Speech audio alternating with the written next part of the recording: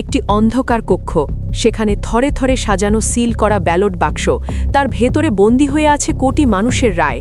Gazette হয়ে গেছে, বিজয় মিছিল শেষ, নতুন সংসদও বসে গেছে। সবাই যখন ভাবছে চ্যাপ্টার ক্লোজড, ঠিক তখনই মাঝরাতে খুলে গেল এক অন্ধকার খতিয়ান। আপনি কি জানেন আপনার দেওয়া ভোটটি কি আদেও সঠিক বাক্সে জমা পড়েছিল, নাকি মাঝপথে অদৃশ্য কোনো জাদুকরের ছোঁয়ায় বদলে গিয়েছিল সব? পর্দার আড়ালে তৈরি হওয়া সেই নীল নকশা কি এবার তাসের ঘরের মতো ভেঙে পড়বে? হাইকোর্টের একটি মাত্র নির্দেশ কি বদলে দিতে পারে বাংলাদেশের আগামীর মানচিত্র? প্রস্তুত হন, কারণ যা আপনি জানেন তা কেবল হিমশৈলের চূড়া মাত্র। রক্তহিম করা এক সত্য উদ্ঘাটন হতে চলেছে এখন। ত্রয়োদশ জাতীয় সংসদ নির্বাচনের ধুলোবালি যখন থিতিয়ে এসেছে, ঠিক তখনই বিচারপতির কলমের এক খোঁচায় কেঁপে উঠল ক্ষমতার অলিন্দ।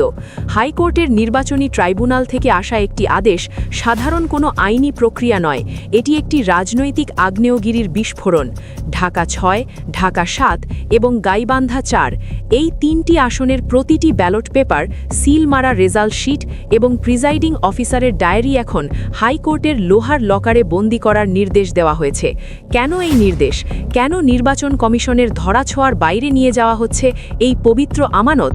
কারণ বাংলাদেশ জামায়াতে ইসলামী দাবি করছে এখানে ভোটের লড়াই হয়নি, হয়েছে ভয়াবহ রেজাল্ট ইঞ্জিনিয়ারিং। যে বিজয় ছিনিয়ে নেওয়া হয়েছে তার পেছনে কি কেবল স্থানীয় কারচুপি, নাকি এর শেকড় আরও গভীরে? যখন একটি আদালত প্রাথমিক তথ্য প্রমাণের ভিত্তিতে কোনো নির্বাচনের নথিপত্র তলব করে, তখন বুঝতে হবে আগুনের শিখা অনেক দূর পর্যন্ত পৌঁছেছে। আইনি ভাষায় একে বলা হয় প্রাইমা ফেসি এভিডেন্স, অর্থাৎ প্রাথমিক সত্যতা না থাকলে আদালত কখনোই রাষ্ট্রের একটি সাংবিধানিক প্রক্রিয়ার নথি এভাবে নিজের জিম্মায় নেয় না। এটি একটি স্পষ্ট সংকেত যে কোথাও কোনো বড় ধরনের ঘাপলা হয়েছে। আসুন ফিরে যাই নির্বাচনের সেই রহস্যময় রাতে, বিশেষ করে ঢাকা ৭ আসনের কথা ধরা যাক। পুরান ঢাকার গলিগুলোতে তখন টান টান উত্তেজনা। কেন্দ্র থেকে আসা প্রিজাইডিং অফিসারদের প্রাথমিক স্লিপগুলোতে দেখা যাচ্ছিল জামায়াতের প্রার্থী বিপুল ভোটে এগিয়ে। পোলিং এজেন্টদের চোখে মুখে তখন জয়ের হাসি। কিন্তু রাত বাড়ার সাথে সাথে চিত্রপট বদলে যেতে শুরু করে। হঠাৎ করেই কিছু নির্দিষ্ট কেন্দ্রে ফলাফল ঘোষণা বন্ধ করে দেওয়া হয়, মোবাইল নেটওয়ার্ক ধীর হয়ে যায় এবং রিটার্নিং অফিসারের কার্যালয়ে বাইরের লোকজনের আনাগোনা বেড়ে যায়। প্রত্যক্ষদর্শীদের বিবরণ অনুযায়ী প্রিজাইডিং অফিসারদের একটি বিশেষ কক্ষে ডেকে নিয়ে যাওয়া হয়েছিল। সেখানে কি হয়েছিল? কোনো অদৃশ্য শক্তির চাপে কি রেজাল্ট শিট বদলে দেওয়া হয়েছিল? জামায়াত দাবি করছে সেখানে বিএনপির প্রার্থীদের জয়ী করতে ডেটা এন্ট্রি 11-এ কারসাজি করা হয়েছে, যা দেখে যে কারো হিম হওয়ার অবস্থা হবে। গাইবান্ধা ৪ আসনেও একই চিত্র। গ্রামীণ জনপদে যেখানে জামায়াতের বিশাল ভোট ব্যাংক, সেখানে হঠাৎ করে ভোটের শতাংশ অস্বাভাবিকভাবে বেড়ে যাওয়া এবং বিএনপির প্রার্থীর অবিশ্বাস্য জয়, সবই এক সুতোয় গাঁথা এক বিশাল রহস্য। এই ইনভেস্টিগেশনে আমাদের সামনে উঠে আসছে এক জটিল সমীকরণ। জামায়াতের অভিযোগের তীর কেবল বিএনপির দিকে নয়, বরং এক অদৃশ্য মাস্টার মাইন্ডের দিকে। রাজনৈতিক বিশ্লেষকরা মনে করছেন এই নির্বাচনের রাতে পর্দার আড়ালে সক্রিয় ছিল একটি শক্তিশালী নেক্সাস। কেন ইউনুস ফ্যাক্টর এখানে গুরুত্বপূর্ণ? ডক্টর ইউনুসের নেতৃত্বাধীন প্রশাসনের অধীনে একটি অবাধ নির্বাচনের প্রতিশ্রুতি ছিল বিশ্ববাসীর কাছে, কিন্তু পর্দার আড়ালে কি কোনো আঞ্চলিক পরাশক্তি তাদের নিজেদের পছন্দের ছক এঁকেছিল? ভারত এবং যুক্তরাষ্ট্রের মতো দেশগুলোর ভূ রাজনৈতিক স্বার্থ কি এই নির্বাচনের ফলাফলকে প্রভাবিত করেছে? জামায়াতের দাবি অনুযায়ী তাদের প্রার্থীদের অগ্রযাত্রা থামিয়ে দেওয়া ছিল একটি বৃহত্তর ভূ রাজনৈতিক কৌশলের অংশ। তারেক রহমানের পরবর্তী চাল কি হতে পারে তা নিয়ে এখন সরগরম টকশো। বিএনপি কি তবে জামায়াতকে কৌশলে মাঠ থেকে সরিয়ে দিয়ে একচ্ছত্র আধিপত্যের পথে হাঁটতে চেয়েছে? আর সেই পথ সুগম করতেই কি এই পর্দার আড়ালের ষড়যন্ত্র? এটি কি কেবল ক্ষমতার লড়াই, নাকি কোনো দেশের সার্বভৌমত্ব নিয়ে বিদেশি গোয়েন্দা সংস্থাগুলোর এক গভীর নীল নকশা? সত্যের সন্ধানে আমাদের এই ইনভেস্টিগেশন যদি আপনার কাছে গুরুত্বপূর্ণ মনে হয়, তবে এক্ষুনি নিউজ বিডি লাইভ সাবস্ক্রাইব করুন। আপনার একটি সাবস্ক্রিপশন আমাদের সাহসী সাংবাদিকতাকে আরও শক্তিশালী করবে। জামায়াত শুরু থেকেই দাবি করে আসছিল যে কমপক্ষে ৩২টি আসনের রেজাল্ট ইঞ্জিনিয়ারিং হয়েছে, কিন্তু আইনি লড়াইয়ের ময়দানে তারা বেছে নিয়েছে মাত্র ৩টি আসন। এটি কি তাদের কৌশলগত পিছু হটা? না, বরং এটি একটি সুনিপুণ আইনি চাল। মামলার ময়দানে আবেগ কাজ করে না, কাজ করে অকাট্য প্রমাণ। জামায়াতের ইনভেস্টিগেশন টিম প্রতিটি কেন্দ্রের রেজাল্ট শিট, ভিডিও ফুটেজ এবং পোলিং এজেন্টের বয়ান বিশ্লেষণ করে দেখেছে যে এই 3টি আসনে জালিয়াতির প্রমাণ এতই শক্তিশালী যে তা আদালতে ধোপে টিকবে। বাকি 29টি আসনের কি হবে? সেখানে কি জামায়াত হাল ছেড়ে দিয়েছে? সূত্রের খবর অনুযায়ী জামায়াত বাকি আসনগুলোর প্রমাণ সংগ্রহ এবং যাচাই বাছাইয়ের কাজ এখনও গোপনে চালিয়ে যাচ্ছে।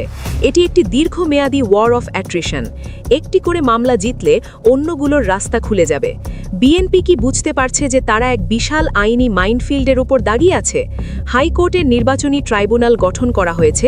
বিচারপতি মোহাম্মদ জাকির হোসেনের একক বেঞ্চে এই শুনানি হচ্ছে। বিচারপতি কোন পন্থী বা কার দিকে তার ঝোঁক, এসব নিয়ে রাজনৈতিক মহলে কানাঘুষা থাকলেও বাস্তবতা হলো নির্বাচনী মামলায় ব্যক্তিগত পছন্দের সুযোগ কম, কারণ এখানে প্রতিটি ব্যালট পেপার নিজে কথা বলে। সংশ্লিষ্ট বিজ্ঞপ্তি জারির পর থেকে ঢাকার রাজনৈতিক অঙ্গনে এক অজানা আতঙ্ক বিরাজ করছে। বিশেষ করে বিএনপির সেই প্রার্থীরা যারা এখন সংসদে বসে আছেন, তাদের কপালে চিন্তার ভাঁজ। ওপেন ক্যামেরার সামনে যখন পুনরায় ভোট গণনা হবে, তখন যদি দেখা যায় ব্যালটের সংখ্যা আর ঘোষণার মধ্যে আকাশ পাতাল পার্থক্য, তখন কার মুখে কালি পড়বে? এটি কি কেবল সেই প্রার্থীদের পরাজয় হবে, নাকি পুরো নির্বাচন কমিশনের কফিনের শেষ পেরেক? বাংলাদেশের ইতিহাসে সংসদ নির্বাচনে কারচুপির অভিযোগ নতুন কিছু নয়, কিন্তু সেই অভিযোগ থেকে ফলাফল পাল্টে যাওয়ার নজির প্রায় শূন্য। ইউনিয়ন পরিষদ বা মেম্বার নির্বাচনের ক্ষেত্রে 2-3 বছর পর সঠিক ফলাফল আসার ঘটনা আমরা দেখেছি, কিন্তু জাতীয় সংসদের ক্ষেত্রে এটি হবে সম্পূর্ণ নজিরবিহীন। জামায়াত ঠিক সেই পথেই হাঁটছে যা আগে কেউ সাহস করেনি। শেরপুরের স্থগিত হওয়া আসনের নির্বাচন নিয়ে এখন নতুন উত্তেজনা। যদি সেখানে তারা জয়ী হয় এবং পাশাপাশি হাইকোর্টের এই 3টি আসনেও ফলাফল পাল্টে যায়, তবে জামায়াত সংসদের ভেতরে এক নতুন কিংমেকার হিসেবে আবির্ভূত হবে। এটি বিএনপির একক আধিপত্যের স্বপ্নের জন্য এক ভয়াবহ দুঃস্বপ্ন হতে পারে। গাণিতিকভাবে বিচার করলে যদি 10% বুথেও গড়মিল পাওয়া যায়, তবে পুরো আসনের ফলাফল বদলে যেতে পারে। ঢাকা 7 বা গাইবান্ধা 4 আসনে জামায়াত ও বিএনপির ভোটের ব্যবধান খুব বেশি ছিল না, ফলে সূক্ষ্ম ইঞ্জিনিয়ারিং ধরা পড়লেই বাজিমাত। জামায়াত এখন শুধু 3টি আসনের লড়াই করছে না, তারা একটা বার্তা দিতে চাইছে, যত বড় শক্তি বিরুদ্ধেই হোক না কেন, অন্যায়ের কাছে মাথা নত করবে না তারা। এই লড়াই সুষ্ঠু নির্বাচনের লড়াই, গণতন্ত্রের লড়াই। বিএনপির জন্য এটি একটি অশনি সংকেত, কারণ যদি প্রমাণিত হয় যে তারা কারচুপির মাধ্যমে জিতেছে, তবে বিশ্বজুড়ে তাদের ভাবমূর্তি ধূলিসাৎ হয়ে যাবে। বিশেষ করে তারিক রহমান যখন গণতান্ত্রিক পুনরুদ্ধারের কথা বলছেন, তখন তার দলের প্রার্থীর বিরুদ্ধে এমন জালিয়াতির প্রমাণ তার নেতৃত্বকে প্রশ্নের মুখে ফেলে দেবে। আমরা জানি এই ধরনের মামলার পেছনে কাজ করে অনেক প্রভাবশালী লবি। পর্দার আড়ালে চলে অর্থের লেনদেন, চলে ভয়ভীতি দেখানো। জামায়াতের প্রার্থীদের কি কিনে নেওয়ার চেষ্টা করা হবে, নাকি তাদের আইনজীবীদের ওপর চাপ আসবে? নির্বাচনের রাতে তারা নীরব ছিল। গেজেট প্রকাশ হয়ে যাওয়ার পরও তারা রাস্তায় নামেনি। অনেকেই ভেবেছিল জামায়াত সম্ভবত আপস করে ফেলেছে, কিন্তু এখন বোঝা যাচ্ছে তাদের সেই নীরবতা ছিল ঝড়ের আগের স্তব্ধতা। তারা প্রমাণ সংগ্রহ করছিল, ডকুমেন্টেশন করছিল এবং আন্তর্জাতিক মহলের সাথে যোগাযোগ রাখছিল। এখন সেই প্রস্তুতির ফসল হচ্ছে হাইকোর্টের এই নির্দেশ। জামায়াতে ইসলামী কী জিনিস, সেটা বিএনপি এবার হাড়ে হাড়ে টের পাবে।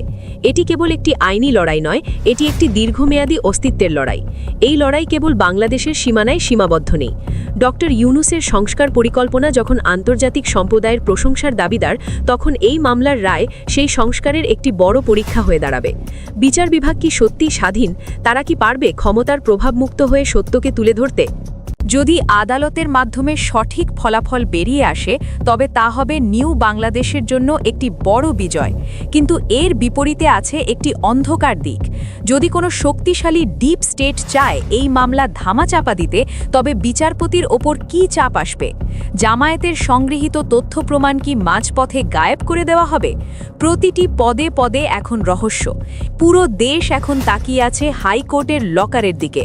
এই আইনি লড়াই কি কেবল 3টি আসনের জয় পরাজয় ঠিক করবে, নাকি পুরো ত্রয়োদশ জাতীয় সংসদ নির্বাচনের বৈধতাকেই ধুলোয় মিশিয়ে দেবে? সবচেয়ে বড় প্রশ্ন হলো, বিএনপি কি এই চ্যালেঞ্জ নিতে প্রস্তুত? তারা কি জানতো যে ডিজিটাল জালিয়াতির এই নীল নকশা একদিন অ্যানালগ ব্যালট পেপার গণনার কাছে ধরা পড়ে যাবে? সময় এগিয়ে আসছে। হাইকোর্টের প্রতিটি শুনানি এখন এক একটি উত্তেজনার পর্ব, প্রতিটি সোয়াল জবাব এখন এক একটি বিস্ফোরক তথ্য।